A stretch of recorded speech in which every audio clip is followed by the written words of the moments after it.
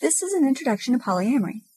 I'll be touching on the definition, some common terms, relationship configurations, and general trends.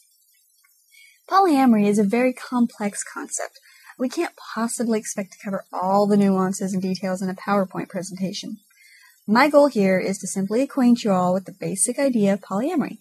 From here, you'll have a starting point to continue your investigation into polyamory as either an interested observer or as a potential participant. After this, you should be able to have a conversation with the polyamorist and have some idea of what they're talking about when they reference their personal life. So with that, let's address some basic terms. Poly is Greek for many, and amory comes from amor, which is Latin for love. Polyamory means, literally, many loves. The woman who coined the term in 1990 is Morning Glory Zell. When the Oxford Dictionary decided to include polyamory in its next edition, they asked Morning Glory for an official definition. Her response was, "The two essential ingredients of the concept of polyamory are more than one and loving.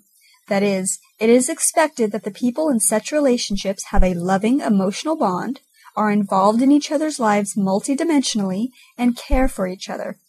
This term is not intended to apply to merely casual recreational sex, anonymous orgies, one-night stands, pickups, prostitution, cheating, monogamy, or the popular definition of swinging as mate-swapping parties." So, polyamory can be defined as multiple, simultaneous, consensual, ethical, and responsible, loving, romantic relationships. Monogamy, for the purposes of this discussion, will include the colloquial definition, which is a single sexual partner at one time, rather than its literal translation, which is one marriage. The two most common forms of monogamy practiced in our society are serial monogamy, which is being romantically and or sexually involved with one partner at a time, but several over a lifetime, and social monogamy, which is forming single partner bonds for social benefits, like shared finances, parenting duties, and maybe some additional sexual or romantic partners on the side whose lives are not entangled as the primary partner. Poly is short for polyamory and polyamorous. Cheating is breaking an agreement. By definition, polyamory is not cheating. The ethical, responsible, and loving part requires consent of all of its participants. If no agreement's being broken, there is no cheating. Cheating is possible in poly relationships, and it's discouraged as much as, if not more so, than in monogamous relationships. Jealousy and envy are often confused for each other. Jealousy is a composite emotion. This means that it's actually made up of a combination of other emotions. The emotions that comprise jealousy are collectively identified as the fear that someone will take something or someone away from you. Jealousy is often built upon insecurities like fear of abandonment, fear of being alone, and self-esteem issues like fear of inferiority, the fear of being replaceable, and the fear that your partner is only with you for what you can do and not who you are. Jealousy is most common when someone feels insecure, mistreated, threatened, or vulnerable in a relationship. Jealousy is not the problem. Jealousy is a symptom of a problem. Envy, however, is the desire to have what someone else has. It's not necessarily the desire to remove that something from the other person at the same time. For instance, you might be envious about your friend's new job promotion and wish you had gotten promoted, but don't necessarily wish that she hadn't gotten promoted herself. Often envy is felt in poly relationships when one person wishes they could have a specific experience that their partner has shared with their other partner. There are a collection of links dealing with jealousy on the resources page in the PDF handout below. Compersion is often termed the opposite of jealousy. It's a feeling of joy when one's partner invests in and takes pleasure from another romantic or sexual relationship. Compersion and jealousy or envy are not mutually exclusive. A person can feel both at the same time or both at varying times. Compersion is not strictly sexual, but it is reserved for romantic relationships. In other words, it's not voyeurism. It's not getting aroused at watching your partner have sex with someone else, but it is specifically for romantic relationships. It's much like the kind of joy a parent feels when they see their daughter walk down the aisle, or the happiness a person feels when their best friend announces that he's met someone and she's perfect for him. Metamor is the word to call your partner's other partner. This is your husband's girlfriend, your boyfriend's wife, your girlfriend's other girlfriend. Metamors are not romantically involved with each other. When they are, they're just partners. Now, the following two slides are a comparison between polyamory and some relationship styles it's often confused for. I'm going to be talking about trends and making some broad, sweeping general statements, but, as Captain Barbossa says, they're more like guidelines than actual rules. There will always be exceptions, and these comparisons are just to give you a broad overview to put things into context.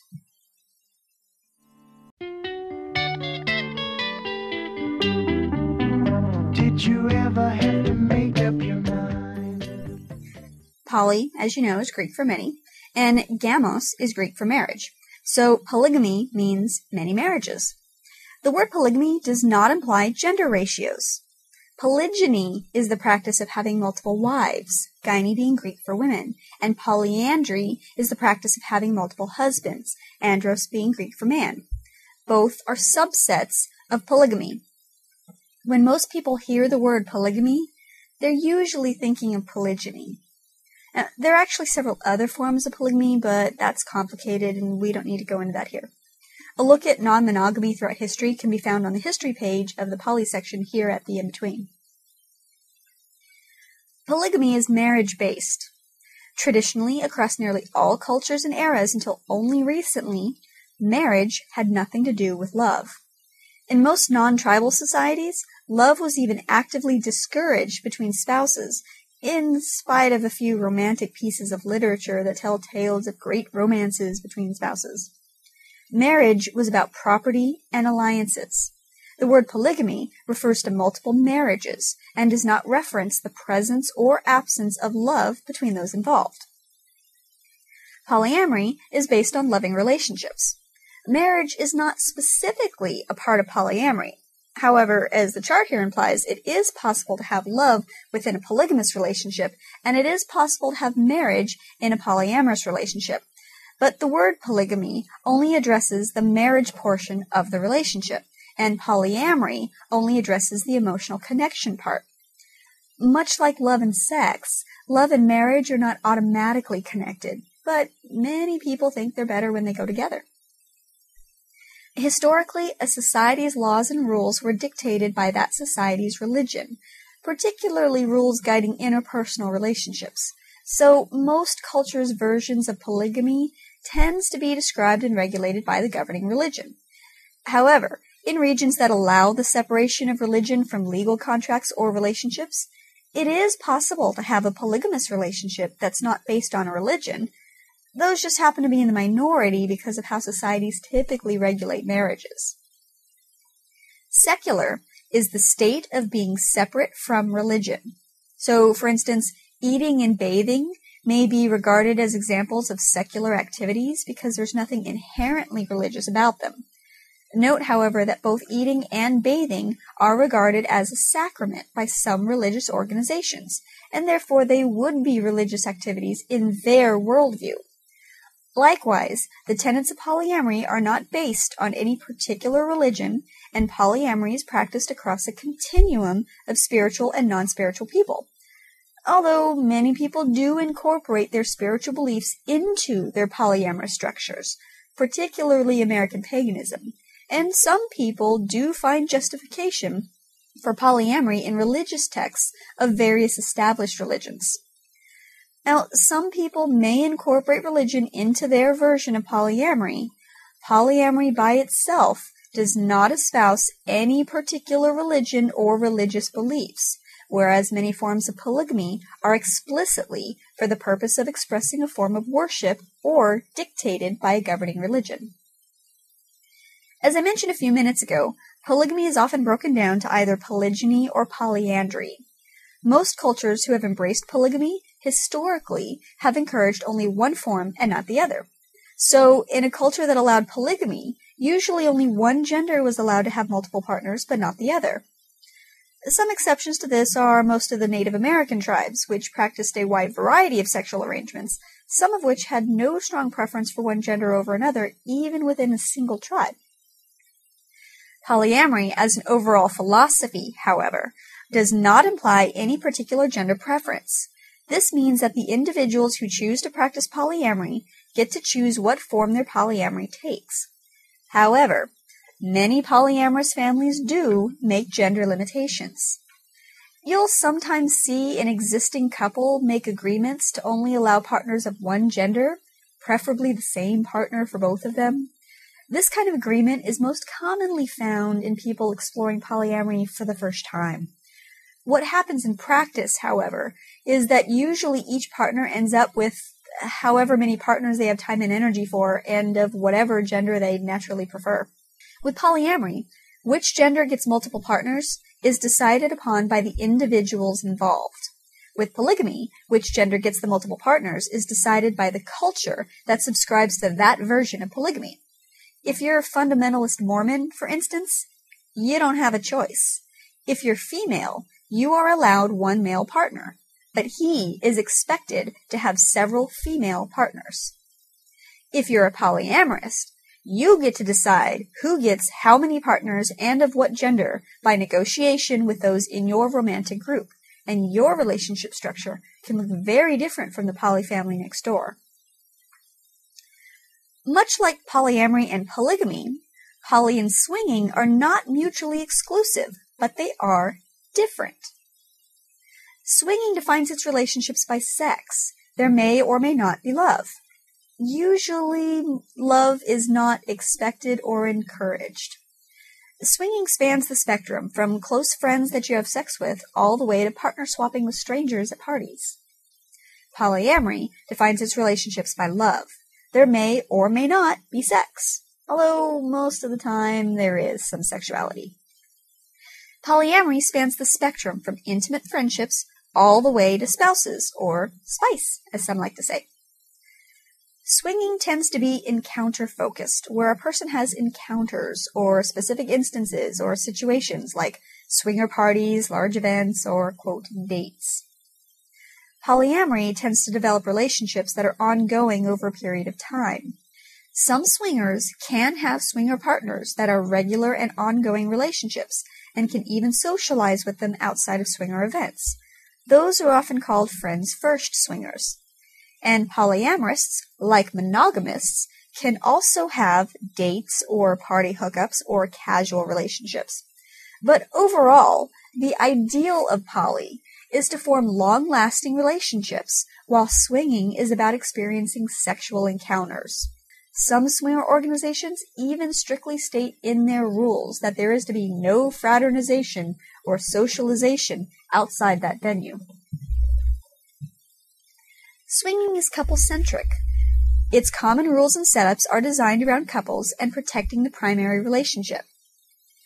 Single bisexual females may be requested to join existing couples for threesomes, but single men of any orientation are usually strongly discouraged.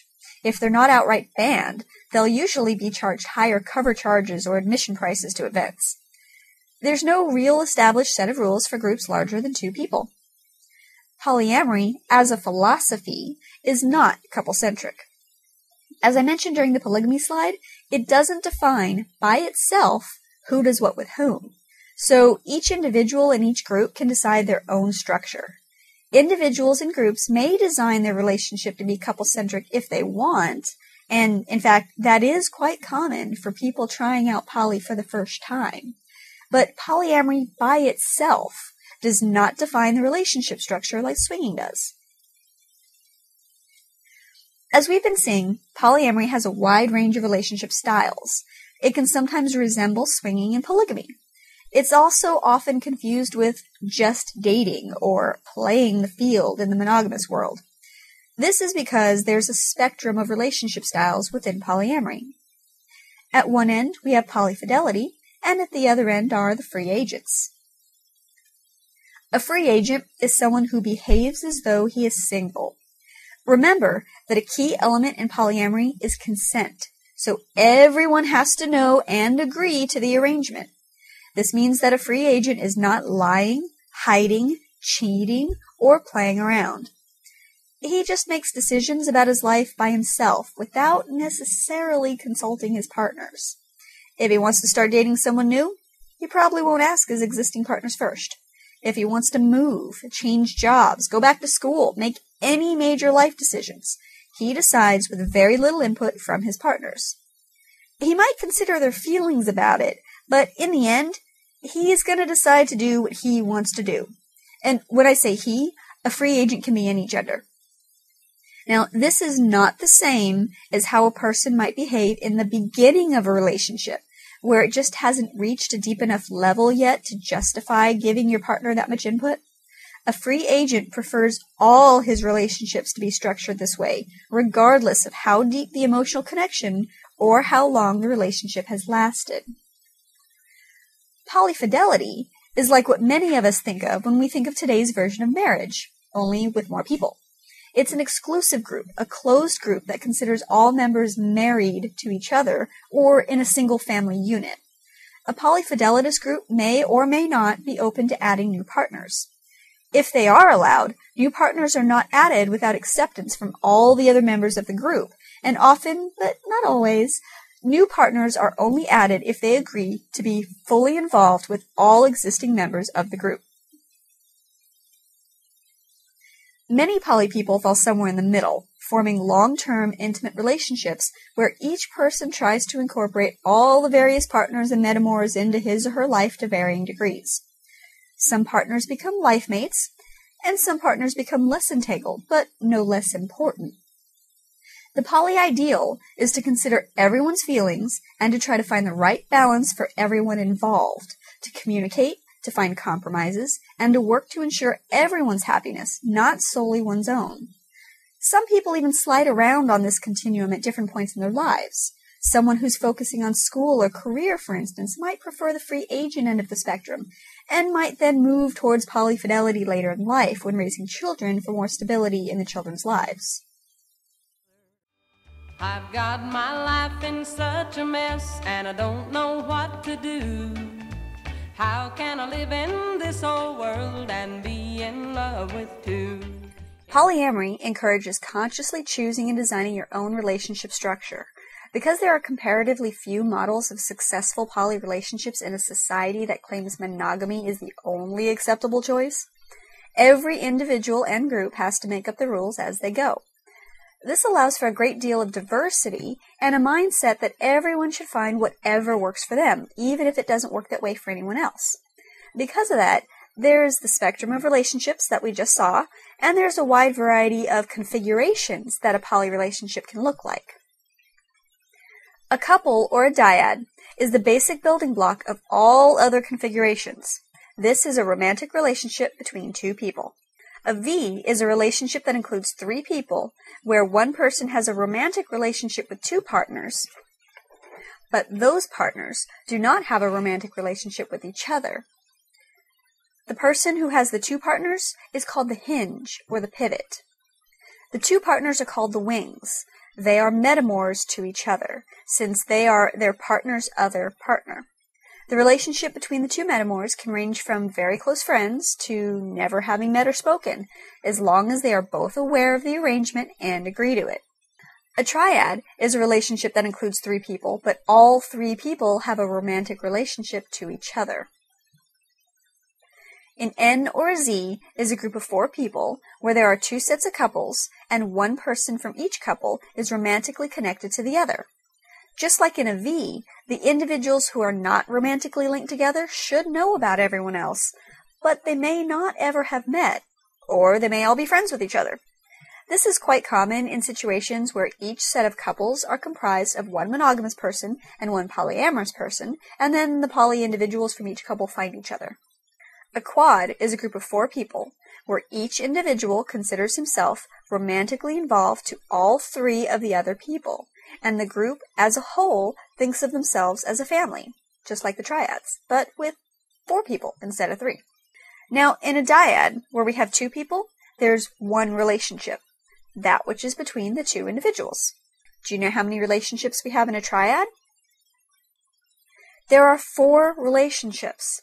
There's a relationship between each of the 3 individuals, and then there's also the relationship between the 3 people all together as a group. Even if everyone is romantically involved with everyone else, there will be a different dynamic when they all get together versus when they're interacting one-on-one. Think of your 2 closest friends.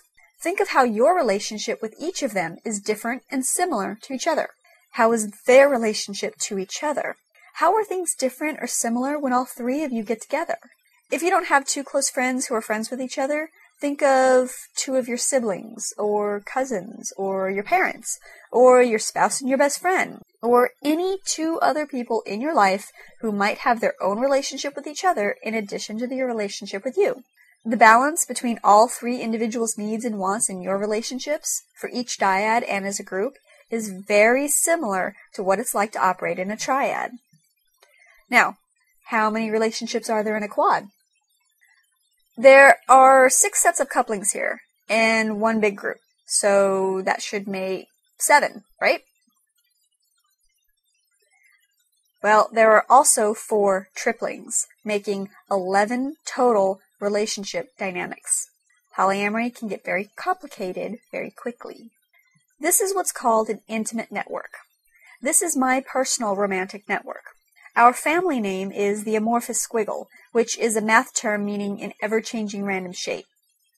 We fall in the middle of that polyfidelity free agent spectrum, where each individual is allowed to make up his own mind about adding new partners and other major decisions, but we all value our existing relationships very highly and consider everyone else's feelings as much as possible, usually consulting those directly affected before making any kind of life-altering decisions. Everyone involved has a different relationship agreement with everyone else, but we all tend to want to be involved with people who have similar relationship requirements to our own. Not everyone here has met everyone else, but we all know about each other, and most of us are good friends with each other independently of our shared partners. The size and diversity of my network is not actually very common in polyamory. Most groups rarely get beyond a handful of people who are romantically connected to each other. Anyone want to take a stab at how many possible relationships there are in a group this size? In a group of 18 adults, there are 262,125 possible relationship configurations, if you assume that everyone could have a relationship with everyone else. Know how I came up with that number? I know that you're going with another guy. Don't care, 'cause I love you, baby. There's a formula. This math formula computes the total number of relationship configurations possible for a given number of people, assuming that everyone can be involved with everyone else, and there are 2 or more people in the group. As I said, most polygroups rarely get above a handful, and it's also not common to have every person in the group be equally romantically involved with everyone else. But most people are friends, or at least friendly, with most other people in the group. So it is important to understand that everyone in the group does relate to everyone else to some degree. The formula and the answers it comes up with are mostly for fun. No one really does the math seriously or remembers the total number of relationships possible. But the formula does serve a very important function. And that's to remind us that we affect many other people with our actions. But as I implied earlier, that's not strictly a poly issue.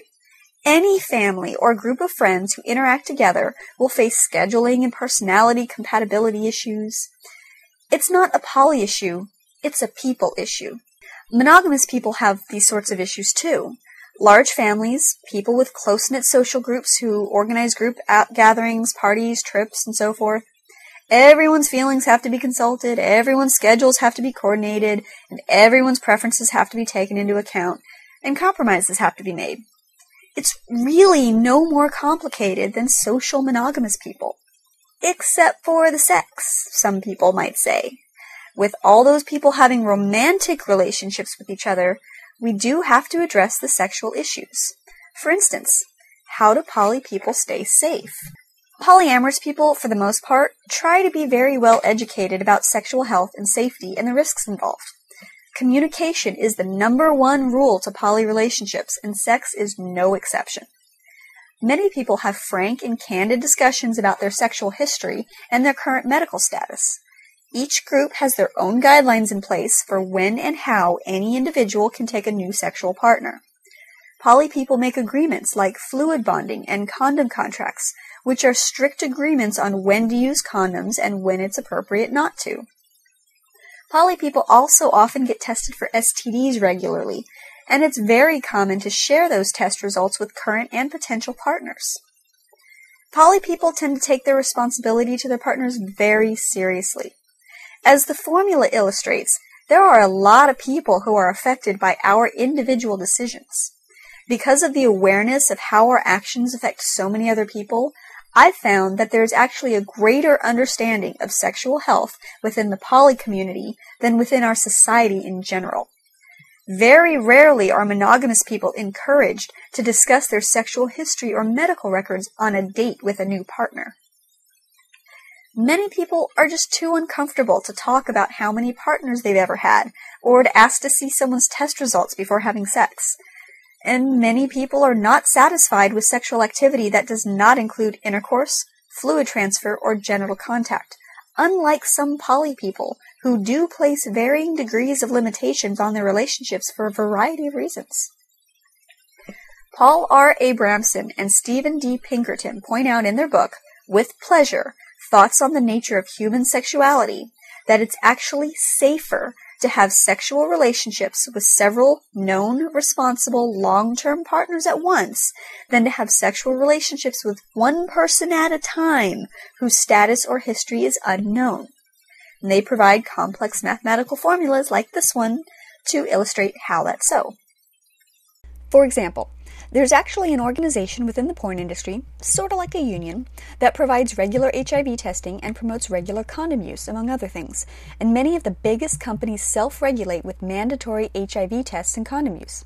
Between 1998, when AIM was founded, and 2010, only 9 performers tested positive for HIV, 4 of which occurred in 2004, when an actor had unprotected sex for a film in Brazil, where they don't regulate the industry, and ended up infecting 3 coworkers out of a total of 35 potentially exposed, because they used an older version of the HIV test that had a longer detection window than the current method.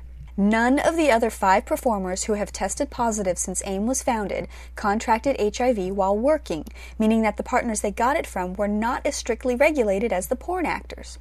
That's over 4,000 videos made each year in an industry of an estimated 1,200 sex workers.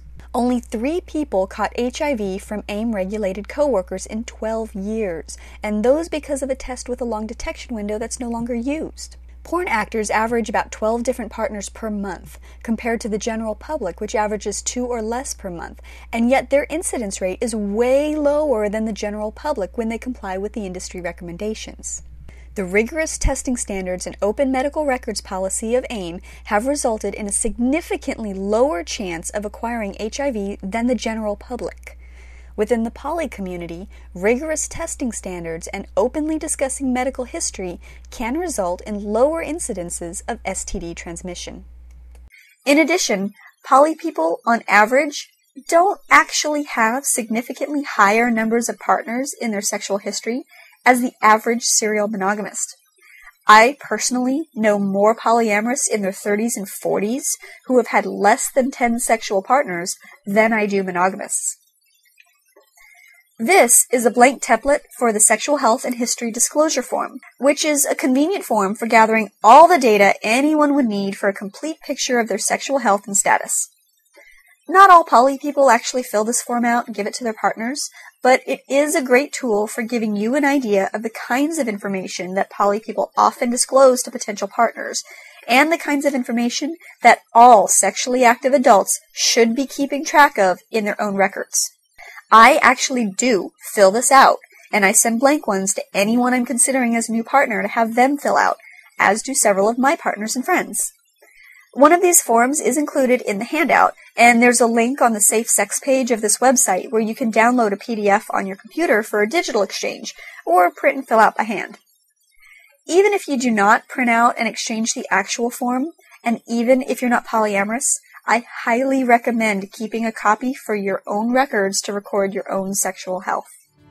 I don't really see, why can't we go on as three? So, why do we engage in polyamorous relationships? In biological studies, monogamy is a very rare form of relating in most species, including humans. Some people just seem to be hardwired to be polyamorous, just as there are some people who seem to be hardwired for monogamy. There are many benefits that poly people feel that polyamory can provide, such as increased personal freedom, greater depth to social relationships, the potential for sexual exploration in a non-judgmental setting, a strengthening of spousal bonds, a sense of being desired, a feeling of belongingness, added companionship, increased self-awareness, intellectual variety, and the chance for new aspects of personality to emerge through relating to more people. Many find joy in having close relationships on both sexual and emotional planes with multiple partners. Polyamorous families, in which all the partners live together, derive all the benefits of household cooperation, which include more people to share chores, watch the children, and pay the rent. The cost of living per person decreases when there are a greater number of people who pool their incomes and energies and share resources among them. If you have to ask, "Why do you love him? Aren't I enough?" then you need to ask yourself how you would answer if your child says, "Mommy, why are you having another baby? Aren't I enough?" The answer is, it's not about being enough. And yes, it is similar to loving more than one child. You see, it's not as if Jack has a list of 100 needs and I meet 87 of them, so I'm 87% his perfect mate, but Jill comes along and meets 92 of his needs, so she's better and I must not be good enough. It doesn't work like that. There's more to a relationship than that. You are with your partner because you add value to your partner's life, because your partner wants to be with you. Every relationship is unique and valuable because of the people involved, not because of what a partner can do for you. You are irreplaceable because no one is exactly like you, and no matter how many things you do that she can also do, she is not you. It's not a competition. It's not meeting the most items in a list of needs, and it's not about being enough. It's about every partner enriching your life in his own unique and individual way, and about life being better because of the relationships in it, and about being a better person because of the influence that all these very special people have. Humans are social creatures by our genetic programming. We seek out complex social networks of relationships with all kinds of people. Each relationship is unique to that person. Your relationship with your mother will be different from your relationship with your father. Your relationship with your mother is different from my relationship with my mother. I have a birth mom and an adopted mom. No one tells me I can't have enough love for both of them. My relationship with each of them is completely unique, and there's more than enough room in my life and in my heart for both mothers. Neither one could replace the other. Polyamory is simply one method of relating to other people in a manner that recognizes that we are complex social animals, capable of love and physical attraction. It isn't about being enough. It's about appreciating the value that people bring to our lives and finding a place in our lives for those who have found a way into our hearts. There are some individuals for whom the attraction switch just shuts off permanently while in a romantic relationship with someone, and that's perfectly acceptable. But for the rest of us, it doesn't switch off, or it might switch back on when the initial rush of the early bonding chemicals fade and the long-term bonding takes over. We can choose to modify our behavior and ignore that switch, or we can choose to acknowledge it when it switches back on and make our limitations based on practical time, resource, and safety reasons rather than a faulty belief of the starvation model of love. And we can enjoy the richness and the depth that relating to multiple people can bring to our lives when done with compassion, consideration, and respect for those we love. There's lots of kinds of people in this world, and I'm not like other girls. How do I explain this properly? My boyfriend's girlfriend isn't me. Well, obviously one of them is, but there's another girl.